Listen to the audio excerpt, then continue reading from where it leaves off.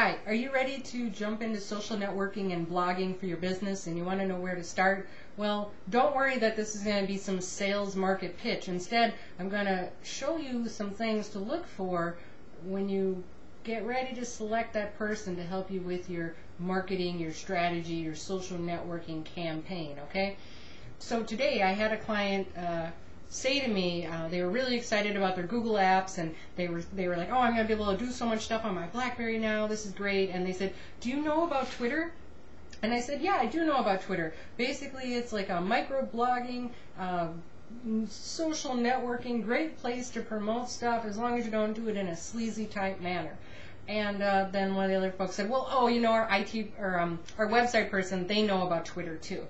And I thought, knowing about social networking is completely different than learning what a business does, so how they can use Twitter, finding out the business owner's comfort level with the internet, with computers, whatever, helping them plan a strategy and campaign so that whatever they're putting out there has a focused message and is not annoying or spammy or sleazy, and then helping them measure results, right? I thought, those aren't the same as just knowing something. So I thought, well, how could I just tell someone, hey, I know Twitter? So I decided to start, I'm going to take you through a couple things, and of course these all have different weight measurements or whatever, but I thought, let me just start with Googling my name. How popular am I on the internet? So I put in Adria Richards, and I put it inside quotes because that will search it as a phrase. There are 6,430 results for my name.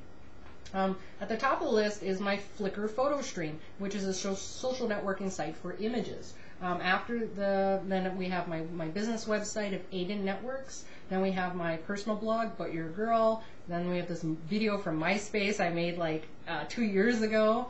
Then we have my LinkedIn profile, then we have my Facebook profile, then we have a video I put up on YouTube where I was interviewed by Channel 9 about laptop use or whatever. Then we have my Twitter account and my friend feed. Those are all on the first page of the results for me. Alright, so I think that looks pretty good for social networking stuff. Then I decided to also do a search, and then on the next page, like things I put on Lifehacker, some different blogs that I comment or post on, my Amazon wish list profile. I don't know if I'm really on Discus, but it looks like I'm listed there. Anyway, then I decided to do a search for my business name, right? AidenNetworks.com. So I did the domain name, right? There are 1,340 results. The first one is my main website. The second one is a website that kind of collects information on the internet, aggregates it, anyway. Flickr, another page from my website. Alexa, I should check out my stats on. Alexa measures traffic to websites. And then Site Dossier, some more sites that kind of, aggregate information about business websites, whatever. Alright, then I also decided to do a search on kind of on the internet, you create a username. That's known as a handle, right? So since I made the conscious decision to really put myself out there on the internet about a year and a half ago, I decided to just go with my full name, Adria Richards, all together. Or sometimes I use a dot. Right, so I'm doing a search now for Adria Richards all together, just from the Google search, and there are 9,030 results for that. At the top, we got Twitter, then we got my Flickr photo account, we got my blog, my YouTube channel, some videos I put out on YouTube, we got my LinkedIn profile, we got my Facebook profile, all on the first page. So that's looking pretty good. That's one thing, when I talk to business owners, I talk about is a consistency, all right? So that helps build up your brand or your identity. So as you go around registering at these various social networking sites, pick a name that is fairly unique so you'll be able to get it registered everywhere.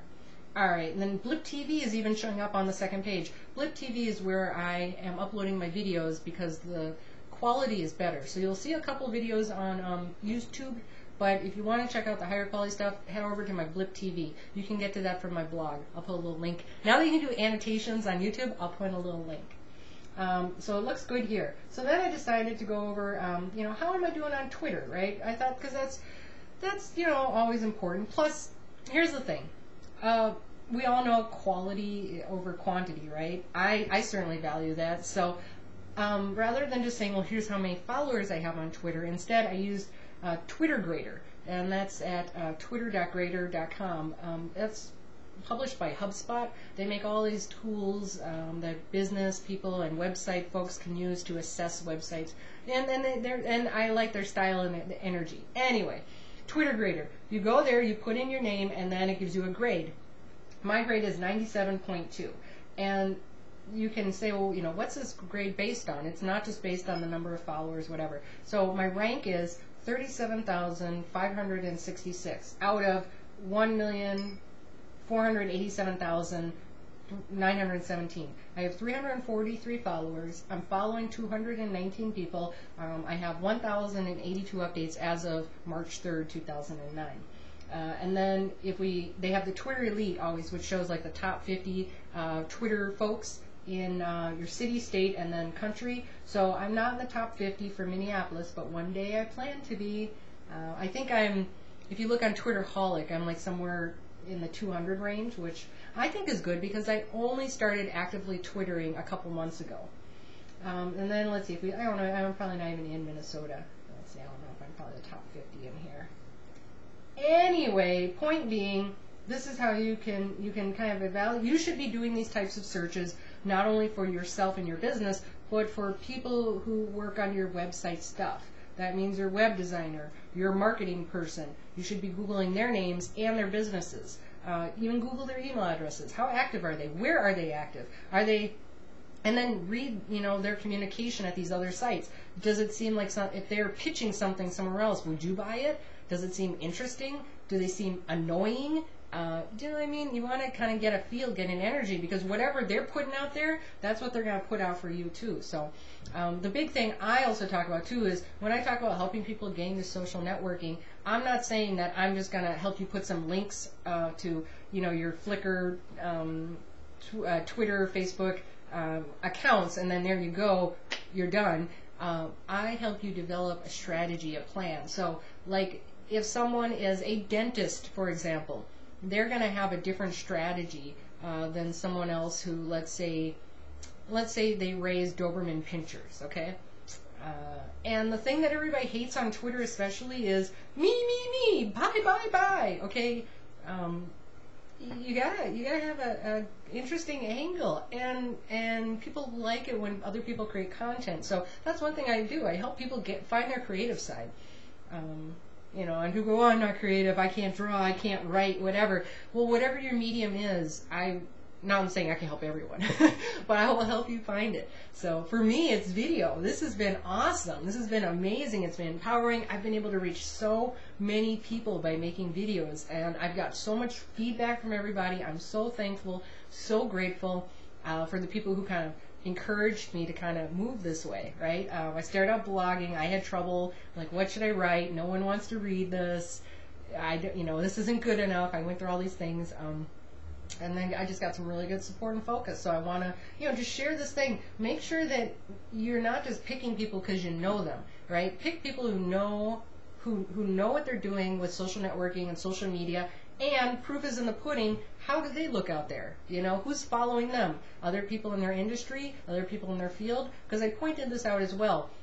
Just because you have a lot of followers, let's say you're in social media, if every time you hold a group or a conference, you ask all the people who just attended to follow you, of course you're going to have a lot of people following you, but the real thing to measure is the person's influence. You know what I mean? So if you have 600 people following you, but they only have 3 or 4 friends, or followers, that's not the same as really influential people following you. So I'd much rather have a lower count for certain things, based on quality. So I hope this helps. Feel free to contact me if you just have questions too. You can just go ahead and put in a comment as well. I check the comments, I answer them. So I hope this helps, and good luck out there on the internet. You take care.